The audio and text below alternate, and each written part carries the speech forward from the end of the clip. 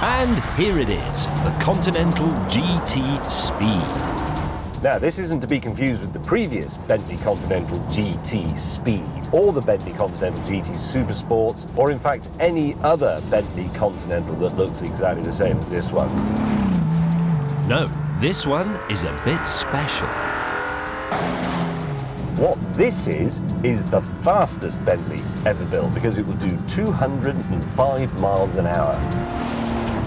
It will also go from 0 to 60 in just 4 seconds. And to deliver that kind of performance, the standard issue 6-litre twin-turbo engine has been stoked to produce 616 horsepower. And to ensure that all that power is delivered in an orderly fashion, this car has been fitted with a new 8-speed automatic gearbox.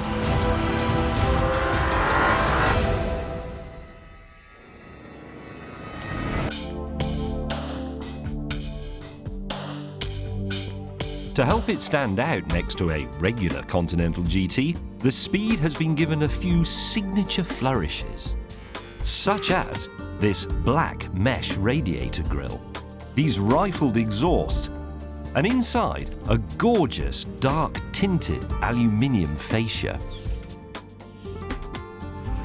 It costs just over £150,000, and at this point you might be thinking, so what? Why do we need another fast Bentley anyway?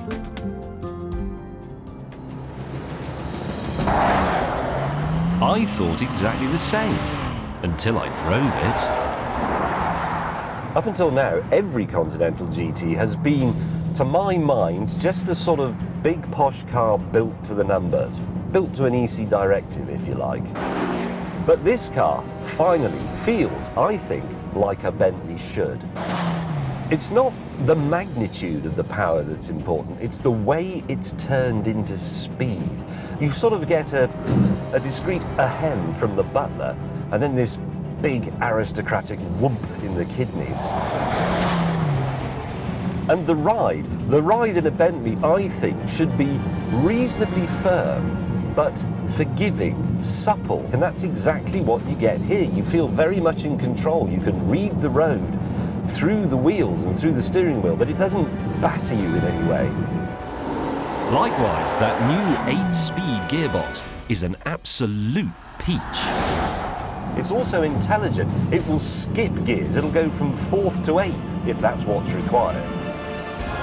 The Continental has been around for 10 years now, and what this version feels like is a decade of engineering coming together to make something rather special. So to find out how good it really is, we decided to take it somewhere more demanding than a Welsh B-road. So, since it's got 4-wheel drive,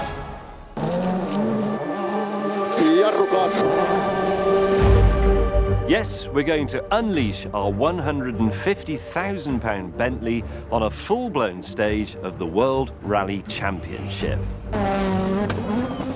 Specifically here, on a 15-mile stage of the grueling Welsh Rally.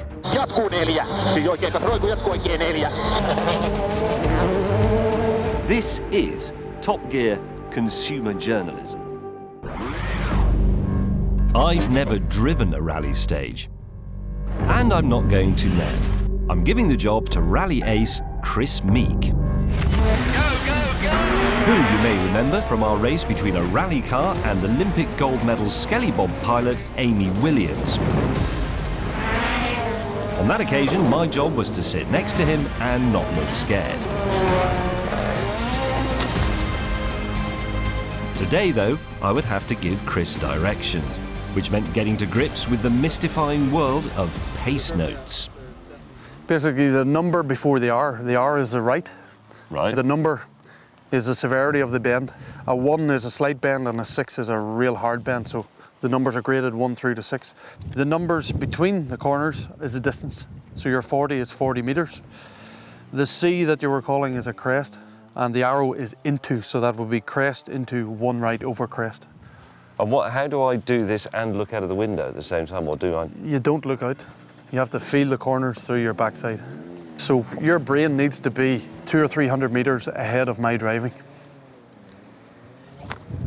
If it goes wrong and we have a crash, who says sorry first? First thing I'll do is check your pulse to see if you're still living, and then I'll ask you to apologise. Besides the complexity of the pace notes, there was another worry. A World Rally car is purpose-built for the job. It weighs just 1,200 kilograms and has bespoke brakes to help it stop. Its gearbox is made to soak up the punishment. Its roll cage is designed to keep the occupants in one piece. By contrast, all we'd changed on our 2.3-ton Bentley was the seats. Seats are good. I think that's good thinking, but most of the other things about this car are bad, aren't they, for rallying? Yeah. Too big. A Bentley on a rally stage is a stupid idea. It's got all the horsepower you need to get it up to speed, but we're trying to stop 2.3 tons Yeah. on road tyres, so we don't have the grip either. And you haven't got the handbrake, No, because you've got the electric handbrake, which is no good for... no, it's not. But we'll Handbrake just and have to stuff. do a little man manoeuvring around the hairpins. Are you a bit scared about driving this on a rally course? I am a little bit. You should be even more scared. And on those final words of comfort, we took our place on the start line. You see that bloke's moustache there? Yeah. That tells me everything's going to be all right. So if you count me down, if you do a 5, Yep. 5, 4, 3, 2, 1.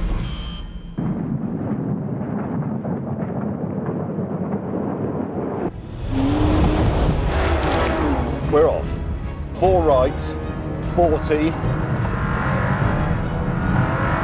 you need a bit quicker, James. Come on. 40 metres. 4 right. Suddenly, I knew what it felt like to be a rabbit caught in the headlights. Yeah, next, Left, James. Come left, on. plus 2 left.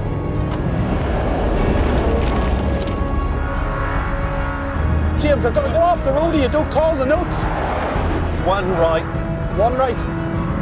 Repeat. Tightening into Repeat. 3 right, and then 40 metres. 5 right into 6 left, then 40 metres into 5 right. This is a 5. You're too late, James. Come on.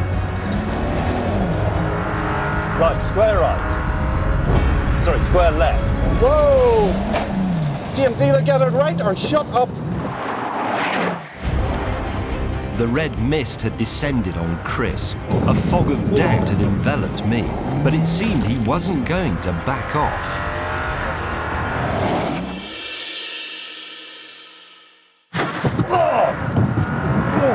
Next note, next note. Start 1 right. Whoa, bloody hell. 4 right. On the plus side, the Bentley's four-wheel drive was superb. The power, phenomenal. And Chris was majestic. Whoa. Whoa. Especially in the tight bends where the Bentley's electric parking brake was useless. Going into large hairpin right. That's where you needed the handbrake. Yeah.